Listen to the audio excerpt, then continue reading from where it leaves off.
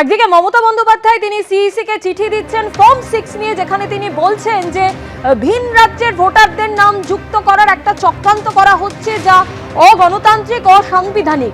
আর পাল্টা চাপ তৈরির কৌশল নেওয়া হয়েছে বিজেপির তরফেও। সিও দপ্তরে নালিশ জানানো হয় বিজেপির তরফে, যেখানে বলা হয় কেন্দ্রীয় বাহিনীর বিরুদ্ধে উস্কানি দিচ্ছেন মুখ্যমন্ত্রী। মুখ্যমন্ত্রীর বক্তব্যের ফুটে সিও দপ্তরে জমা দিয়েছে সরাসরি খুনের হুমকি মমতা বন্দ্যোপাধ্যায়। কেন মমতা বন্দ্যোপাধ্যায়ের বিরুদ্ধে ব্যবস্থা নেওয়া হলো না? মুখ্যমন্ত্রী কি আইনের ঊর্ধ্বে? প্রশ্ন শুভেন্দু অধিকারী।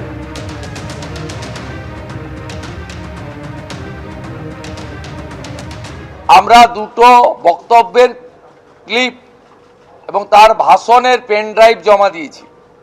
একটা ভাষণে তিনি বলছেন কেন্দ্রীয় আধা সামরিক বাহিনী বা ভোটের কাজে নিযুক্ত নিরাপত্তা বাহিনীদের বিরুদ্ধে তিনি বিশেষ করে নারী শক্তি মহিলাদেরকে লেলিয়ে দেওয়ার কথা বলছেন মা বোনেরা আপনারাই হাতাখুন্তি নিয়ে বেরিয়েছে এদেরকে প্রতিরোধ করুন।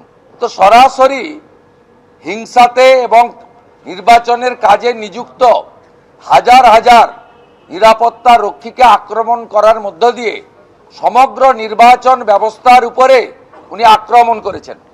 দ্বিতীয়ত বলছেন ভারতীয় জনতা পার্টির কর্মীরা আপনারা জেনে রাখুন 4 তারিখের পরে পোস্টার দিয়ে বলতে হবে যে আমি বিজেপি করি না। কর্মী সমর্থকদেরকে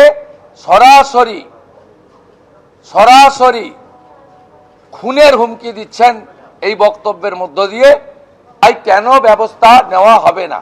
মমতা ব্যানার্জিকে কেন আপনারা ব্যান করবেন না, ব্যবস্থা নেবেন না? তিনি কি আইনের ঊর্ধ্বে?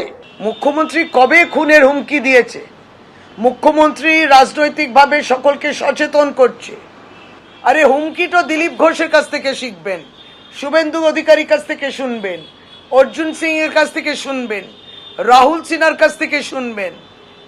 যেই বাড়িতে আমরা এখন বসে আছি, যে পলিটিক্যাল অফিসে, এই বাড়িতে তো হামলা করেছিল, বাহবা দিয়েছিল, বললো বাড়িটা উড়িয়ে দেওয়া ছিল উচিত ছিল বোম দিয়ে। কারা বলেছিলেন? বিজেপি নেতারা, বিজেপি ক্যাডারদের বলেছেন যে তোমরা বোম দিয়ে উড়িয়ে দিলে না কেন ওই বাড়িটাকে, ওটাই যথেষ্ট হতো 14 মার্চ 2026-এ। তারা আবার কথা বলছেন যে মমতা বন্দ্যোপাধ্যায় হুমকি দিয়েছে।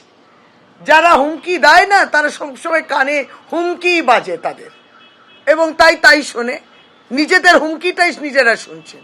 মমতা বন্দ্যোপাধ্যায় সচেতন করছেন, তা মহিলাদের তারা বাদ যাবেন, মহিলারা প্রতিবাদ করবেন না, চুপচাপ বসে থাকবে।